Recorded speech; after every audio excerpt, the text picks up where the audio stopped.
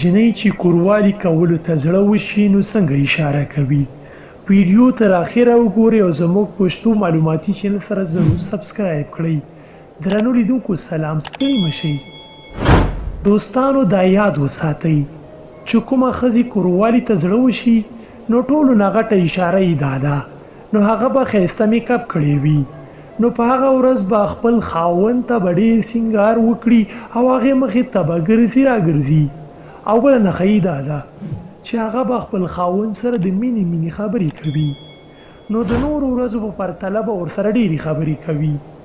بله نښه یې دا ده چې خاوند سره خپل جسم ټچ کول غواړي، د خاوند لاس په خپل لاس کې نیسي او یا دارنګه نور څه. بله نښه یې دا ده چې هغه ورځ باندې به خپل خاوند ته خاندي را خاندي او په سترګو کې به ورته اشارې کوي. او بله نښه یې دا ده کله چې ښځه او خاوند په یو کټ کې ناسته وي خبرې ګپ شپ لګوي، که ښځه یې د خاوند په غېږه کې سر کېښود نو پوه شئ چې دا هغه ښځې مکمل کوروالي ته تیاره شوې ده او دا غواړي چې د خاوند سره کوروالي وکړي.